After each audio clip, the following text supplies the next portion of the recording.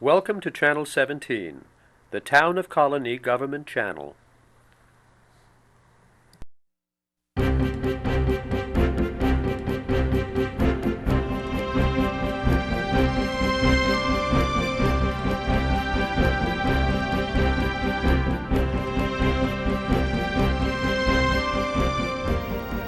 Hi, I'm Supervisor Paula Mahan. Welcome to Colonie Connect. Today I have a very special guest that we're going to interview, Richard Naylor, our library director. Hello, Richard. Hi, Paula. Thank you very much. It's nice to see you in your natural setting. That's true. I'm sometimes on the other side of the table, so it'll be a good experience for me to see this side. Yes, it will be a different experience. Now, you've recently taken over as a library director. I know you were assistant for quite a while, so this is a little bit different role. But maybe you could take us back a little bit and give us a little of your background. Absolutely. I was born in Fort Knox. I'm not going to take a long time getting through all the details, but I always think that's a little bit unusual. Yeah. People ask if there was any gold, but I didn't see that. Didn't see any. And then I grew up in Indiana, went to Indiana University where I got my undergraduate and master's in library science. Mm-hmm. Then I spent about 7 years in western Kentucky running a small county library. They have small counties there. And then came here in 1984 as assistant director. Well, you've been in many different places, so I'm sure you bring a lot of that experience. You brought it here when you got here. So you were here in 1984. And certainly we've seen a lot of changes through the years. What are some of the major changes that you've seen in the library, in the area? Just looking at demographics, the materials, the transition to all our new technology, the use of computers, things like that. How have things changed?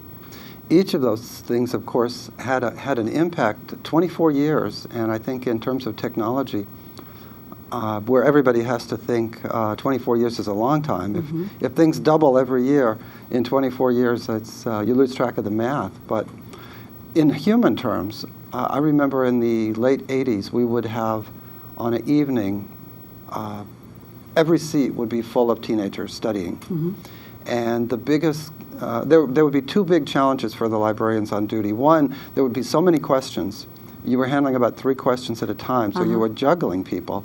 And then the other thing, and I'm sure you've experienced this, sometimes teenagers get into a giggle fit, mm-hmm. and we would have them falling off chairs. It's not that they were trying to. They're totally out of control, just lose it. And so noise would get a bit high, and so people would try to say, okay, there are other people studying. Yes. And the internet has come and really changed the way students study and the way they do reports. Yes, and I know, I can remember, as a teenager, when you were in the library, that was one of the main rules, that everything is very quiet. And again, people were there studying and doing research and, just writing notes on pads and things like that. It was much different. Today, the kids of today certainly have a lot more opportunities, as well as the adults. Do you get a lot of adults that come in and use the technology here? Because most people have it, at home. But I would imagine many don't. We have 15 computers for adults, plus 2 word processors, plus 6 for teens, plus 3 or 4 for children. Mm-hmm. It's not enough. But we don't know how many would be enough. We have a pretty good automated system for pushing people off and giving the next person a chance. Mm-hmm. We've plateaued because of just so much business at about 55,000 unique logons per year. Wow. Which means that the computers are almost always used. And, people always wonder, well, what are they doing on those computers? Mm-hmm. And of course, we don't always know, but some of the nice things that make us think, well, this is an important thing, and people do resumes. Mm-hmm. Senior citizens who don't have a computer will get pictures from their children and the extended family. Oh, that's nice. And they don't know what to do with them. So we also do classes, and I know we have a few classes at senior citizens and in other places in the town, but Our lists also are always oversubscribed. Yeah, I guess that would be one of my my big questions, because especially for senior citizens that don't have access to a computer at home, do you have staff here that could walk them through some of the systems so that they could, they could learn the skills and gain the skills while they're here? We do. There's a limit to what you can do with an individual in terms of intensity when they walk in off the street and we don't expect someone. Mm-hmm. However, we always try to take them one step at a time and then see if they can go the next one, and if they can't, then we'll come over and help them. But the classes are really what we push them into, so that then we take 6 to 8 people and slowly go through the mouse. Mm-hmm. We spend 45 minutes learning how to use the mouse. Yes. So we're not in a hurry. We're not pushing people. And people have said they learned more in these classes than an all-day workshop that they paid for. Well, that's great. Well, I know, I think, as adults, sometimes we're not as flexible or I'm not quite sure what the right word is, but I know the kids just get on. They have no fear, and they're not afraid if they push the wrong button or whatever. They just get on and they try all different types of things, and it's very natural to them. They've just grown up with it, where I know any new program, even as an educator for many years, there was a transition, from taking notes by hand to, of course, we've always, in the past, we had typewriters, and then we got to word processing. And there were secretaries in the past who would actually take minutes and notes. Yes, stenographers that would, stenographic machines that they could take notes and do things like that. Now we have kids bring laptops to school. For college, you can't get through without a computer. No. So the kids have adapted very, very well. So it's nice to hear that you have the patience and the staff and the classes for especially senior citizens, that you can walk them through so they can take their time. Because I think one of the biggest fears is we're always afraid we're going to push the wrong button or this or that, but you find out... And you shouldn't worry about those things. Find out they're user-friendly, quite user-friendly. Right. It's like at the skating rink, if anybody's ever been to the skating rink, and you whether it's ice or just wood, and you move forward, you can't worry about where everybody's going to be. Right. You just go forward and everything works out. Exactly. Well, I know, as when we talk about the past and we talk about all the research we had to do as kids, and it was all done by hand. You just take out the books you needed, and you sat there for hours and hours and hours. Today, most of the research is done on the internet. Do you actually see students out with a lot of books, or do they mainly just research from the internet at this point? In a way, the problem is the same as it always was, even though maybe the way it looks is different. Now, what we see, instead of people that are trying to use the encyclopedia and getting their whole report from the encyclopedia, now they want to get their whole report from Google. And neither of those things teach people how to think. So what we really try to instill in people, but it's an uphill battle. I think it's all of our battle to help people learn and to integrate knowledge. Where if you read a book, they're long and they start on one page and they go to the end, and maybe you have 300 or 600 or 1,000 pages, but it's built up step by step, creating a logical picture. And if you just go on Google and you go here and there, nothing fits together. There's nothing synthesized. You get a lot of facts, but it doesn't require thinking. Yeah, and I think that's one of the things that I know, being in education for many years, one of the main focus areas is on critical thinking skills.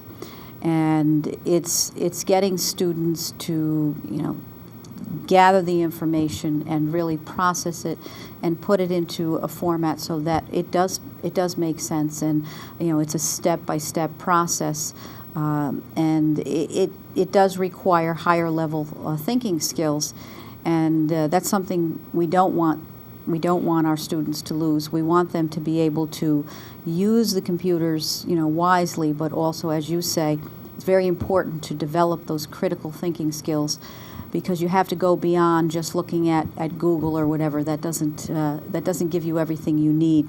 I want to mention something that we're always pushing, and we want to push harder. We're fortunate in Colonie that every resident in Colonie who has a computer or comes to the library can access a database that the town or the library pays for. It's got like 4,000 full-text periodicals.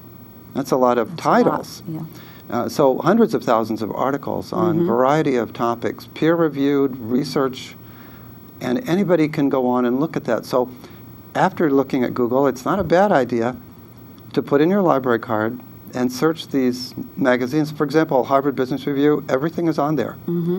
Forbes and all these things. The writers of those want to make money, and they don't put them free on the internet. So really distinguished researchers and people who understand history and current events put a lot of those thoughts into the magazines. Yeah, and I think, again, as we look at all of the opportunities that a library can offer, whatever age it might be, as kids go through school and they get into the higher grade levels and onto college, there's just so much with research. It involves, again, a lot of different skills and pulling from a lot of different areas, information, and making some comparisons and contrasts, and doing a lot of things that really do require a lot of time. You can become quite creative, even though the technology makes it a little user-friendly. There's still a lot of room if you're taught correctly and really, given the expectations as to what you do with all of this information and how do you put it together and make it much more valuable, because it's a different style of learning, and we've had to all integrate it into the way we do things now. But certainly you offer many, many opportunities. Anything else that you can think of with projecting the library usage as we go forward? Anything else that you'd like to offer? Well, I think the online is something that we're looking at in terms of what do we do. Libraries have been, I think, in a fairly conservative approach to the whole problem. And I don't mean that in a bad way. There's a good aspect to being conservative and a negative. On the one hand, you would say, well, you're backwards. We have computers now. Why are you using a card catalog? Well, we have computers. And what I mean by conservative is that we don't have to put a lot of money into the newest thing until it's really accepted by the community. Right. You'll have your early users of something, and they'll go out and pay $500 for a new phone, and that same phone in maybe 4 years will cost $59. Right. And so we can wait a few years behind and see what's going on, but online, where things appear out of the airwaves, is certainly a big thing, and no matter what happens, somebody has to pay the writers, somebody has to pay for research. Yes. And libraries are always looking for ways to help make information democratic. And I mean that with a small d, or I don't know if it's a big D or a small d, but we live in a democracy. Yes, yes, we do. What do you see as the most important role for the public library? Any public library, what's the most important role that you can think of for the community? Somebody asked me that yesterday, and at first it kind of floored me, and I was thinking, that's such a big question. What's the role of the town? And you would think, but I came up with an answer. At least it's a beginning. And in a way, it starts with, we want people to have a good life. Aristotle said you can't tell if you had a good life until it's over, but we'd like them to actually experience it kind of good before. And how do we do that? Because we're a library, we try to make what we do help people have a better life. And so through information, through education, trying to do our part, using those tools, because that's our mission, we try to give people a better life through our part in the educational process. So it's basically a lifetime education. Isn't it? It is. And I was interviewing a job counselor Could have been this week, it could have been last week. Sometimes things run together. And I know that feeling. He really gave me the impression that we're living in an atmosphere where education, learning, and growing has to be really crackling. Because we're competing with the rest of the world, Yes. and we're all competing for jobs. And if we look at where we have not enough workers, and then we look at our unemployment rate, we say, well, it's not just that things aren't going well, it's also that we don't have enough education in the right place. Right. Right, and I think, being in the field for a long time, things seem to go through cycles, and there were many different thoughts on what is a proper education, what route should we take, and I know when we were growing up, there were many opportunities. It was pretty straightforward. You would have your college prep courses, and then you would have courses where you might choose a career, and you would get excellent training as you went down that path, pretty much like what you probably get today in a 2-year college or community college.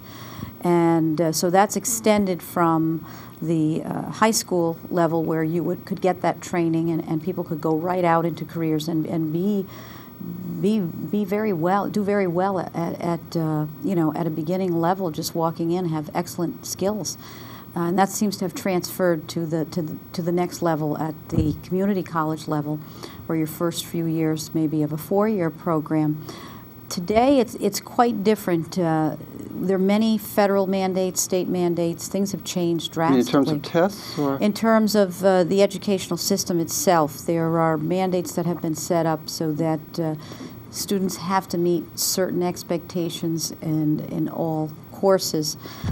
So it's very focused on that path at this point.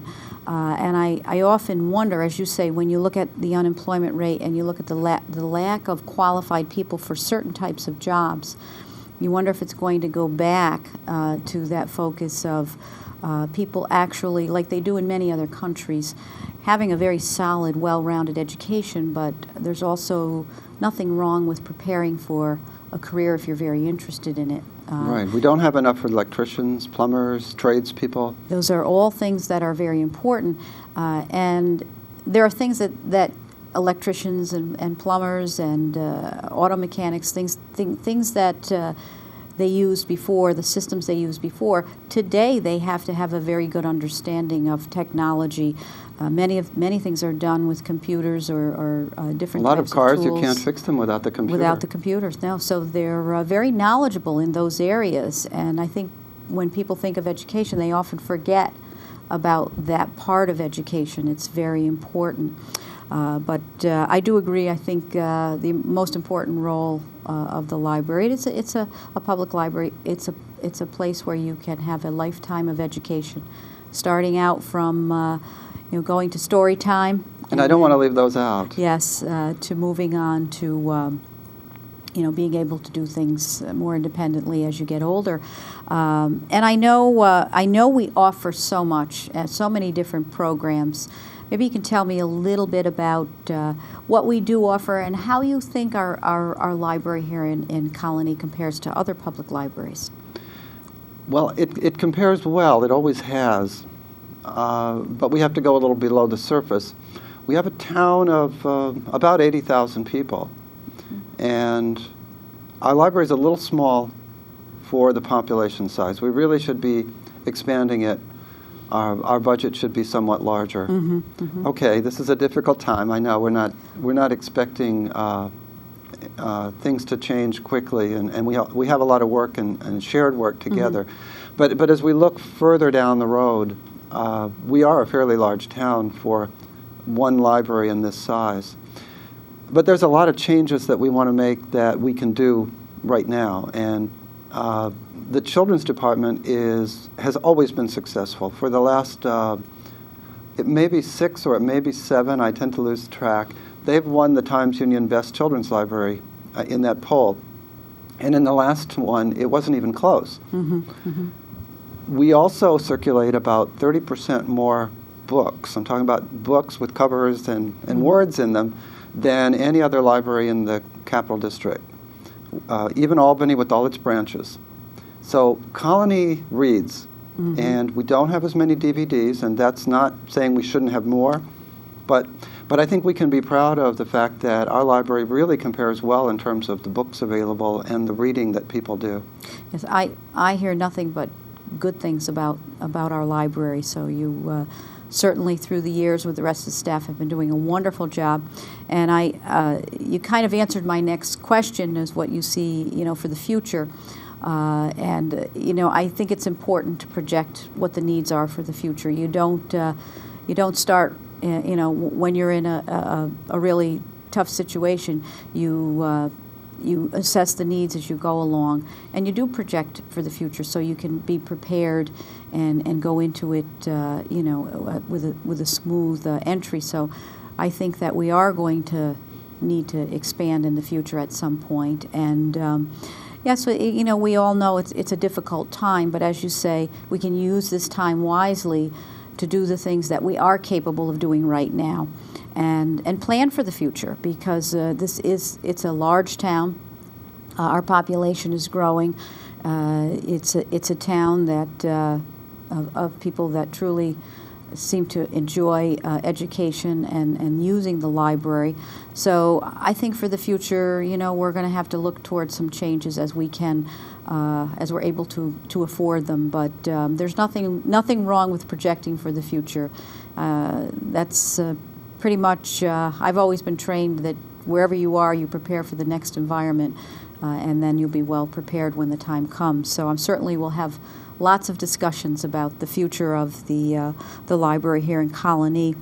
Now, as far as this TV show, were you the actual creator of the show, or did you have take a large part? I guess I could get most of the credit for grabbing the wand or grabbing the brass ring or whatever you grab to take this and say, yes, the town can do it, and the library would love to be the instrument of making this happen. The town has a given number of employees, and when a new project comes along, you always have to say, can we really do this? And I think our staff did say, are you sure we can handle this? So we sent 4 people to class at Hudson Valley. We just spoke of a 2-year college, and learned the basics. And because we really want to provide education, we felt that this was a marvelous way going forward that we could continue to develop delivering education through the television. And so. And you did it. And we're doing it. Yes. Well, there are a lot of people that sometimes they can't get out of their homes, or they just have some free time and they want to watch a little TV and learn something about their time. So you've provided that opportunity. And I think sometimes when you put your mind to things and you're a little creative, you can achieve a lot more than you think. And you've done that with this program as well, and many other accomplishments in the library. But certainly you provide a variety of entertainment for a lot of different audiences. So I'm sure new things will keep coming up as we go forward. And you also have a new addition to the library, Friends of the Library. This was started in the past year, and they're just in the process of becoming a 501c3. Okay. So all of these things take a little time. They have to unfold. You go through a government office and you apply. And they've moved right along. So they have their officers, they're a legal organization, they're a tax-exempt organization, but waiting for that paper. They have their committees. They have people who want to work on programs, there are people who want to look for grants for the library. That's great. And we're just hoping they can keep it going. Yeah, I think they will. I think they will. There seems to be a tremendous amount of interest and a lot of enthusiasm. So when you have that motivation and you enjoy what you're doing, again, things just seem to happen. So we were really happy to learn about that new program. What they're forming actually is a non-for-profit organization. Right. So we'll look to hear more about that. I guess my last question would be, How do you like your new role as director? Well, I like it. I think anybody who loves libraries and who's been in them for their entire life, just about, I shouldn't say anybody or everybody, but certainly me, having a little more control is good, because the closer you come to being able to work with colleagues directly and to help us together move the library forward, the better you feel. So yes, I do like it, and I look forward to, with the library staff, coming up with good ideas and listening to the community and trying to make the library better. That's great. It's great to hear. Well, we're certainly happy to have you as our director, Thank you. and look forward to many more accomplishments as we go through the future. Great. And certainly, you have a wonderful staff here that you should be very proud of, and so we are as well. But Thank you. Thank you for taking the time to tell me a little bit about what you've been doing in your new role, and bringing us up to date on a little bit of your background and what our library here in Colonie offers. So I think people will find it quite interesting. Thank you. Thank you very much. And thank you for tuning in to Colonie Connect.